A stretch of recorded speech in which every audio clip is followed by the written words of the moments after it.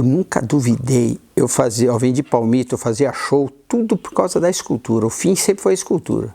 Eu nunca duvidei que eu queria ser escultor. Nunca duvidei. Sou apaixonado pela escultura. Dói no peito quando você fica longe. Eu morei em São Paulo 30 anos. Morava no Brooklyn e comecei a fazer escultura lá no meu quarto. Desde pequeno eu queria ser fazedor de estátua, com 4 anos, mas eu nunca conseguia fazer. E aí depois um dia, com 16 anos, em São Carlos, numa fazenda, eu tive um sonho muito legal. Eu estava numa situação muito difícil e tive um sonho. E depois desse sonho, é engraçado, eu fui lá no meu sítio, que eu tinha um sítio aqui em Santana de Parnaíba, e debaixo do bambuzal eu consegui fazer um Santo Antônio. Feio pra caramba, mas ao mesmo tempo eu sabia que dali podia sair. Porque antes eu não conseguia fazer um ovo.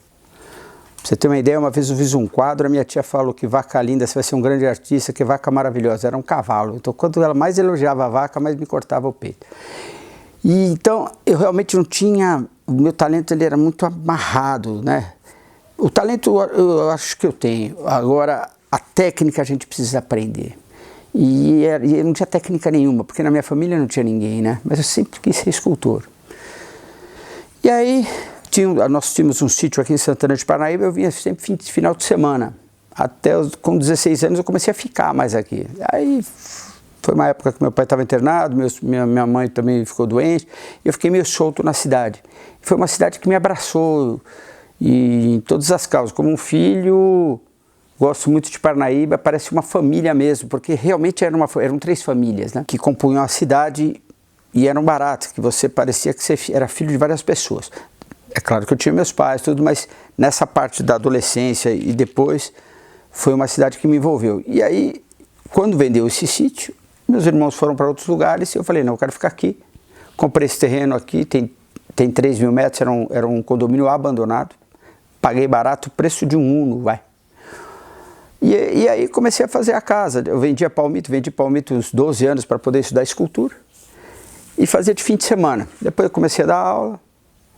Aí eu lembro até hoje que eu pedi para São José, porque eu precisava me dedicar à escultura, mas tinha esse degrau, né? A gente tem o degrau entre você. Quando você acaba a sua faculdade, você sempre tem um degrau da vida real, da vida que você imagina. E aí eu peguei assim e falei, caramba, mas não tem nenhum escultor, nenhum professor. Aí eu senti, é isso mesmo, porque não tem, né? Eu tenho que correr atrás. E aí eu fui atrás, ofereci em Barueri 3 vezes, falaram não. Na quarta eu ofereci aula, material de graça e tal, e acabei ficando lá 5 anos. Eles gostaram, acabei ficando. Depois eu comecei a pegar um trabalho em Santana, um trabalho em Barueri, aí até eu fui chamado para uma coisa maior em Pirapora, do Bom Jesus, que eu peguei um portal, lá tinha um secretário de Estado que viu, gostou de uma peça, e pediu para fazer o busto do Mário Covas, e aí eu fiz umas 7 peças dessas, porque eu fiz um contrato com a Fundação Mário Covas, a dona Lila Covas gostou, e eu acabei. Aí outras pessoas pegaram, eu trabalhei com a família Votorantim e eu fui, graças a Deus, indo. Só que eu sempre gostei muito de arte sacra e arte histórica, de fazer monumentos, eu adoro peça pública. Eu faço encomendas, né? E aí o que eu faço? Eu pego e monto um projeto e ofereço ao prefeito da cidade, mas baseado na cidade mesmo, né? Nas qualidades, nas virtudes da cidade, na estima da cidade. E eu concorro com show. Eu aprendi com o Ceará, meu pedreiro, que uma vez eu cheguei, ele fez uma parede, falei, pô, R$300, Ceará, tá cara essa parede. E ele falou assim pra mim, essa parede é pra vida inteira, eu vou comprar e mistura 15 dias. Eu falei, desculpa, é verdade, né? Aí eu tava vendendo um monumento, na época eu falei, o preço, o prefeito tá caro. Eu falei, pô, prefeito, isso aí é pra vida inteira, né? É o preço de um show. Depois de um show você vai ter que limpar a rua e o monumento vai ficar para sempre, para sua geração e para os teus netos, né? E ele fechou. E eu vou nessa pegada aí de criar meus filhos e fazer meus trabalhos. Orgulho é uma coisa interessante, né? Porque na verdade é assim, você sabe que a peça tá boa quando ela olha para você, né? Você olha para a peça, quando ela começa a olhar para você, ela chamar você, ela tá boa.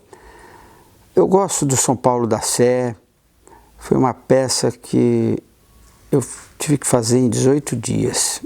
Só que teve peças que eu demorei 3 anos, tudo depende do seu estado de espírito, não é só inspiração, mas sua vontade. Os seus maiores inimigos da vida é o quê? Primeiro são as dificuldades, E depois as facilidades. O sucessinho é o inimigo do sucesso mesmo. Eu ainda estou... E a humildade não é eu sou pequeno, a humildade é a verdade. Eu vivo do que eu faço, mas eu sei que se eu machucar, eu estou desempregado. Então eu ainda estou na batalha da vida, na luta da vida, e eu considero que eu ainda estou fazendo o meu acervo. Não estou um acervo pronto, eu estou vivendo a minha vida. Eu acho que daqui até eu morrer eu vou ficar fazendo e depois vamos ver o que a vida vai falar, né? Não tem muito mais do que isso, eu acho, né?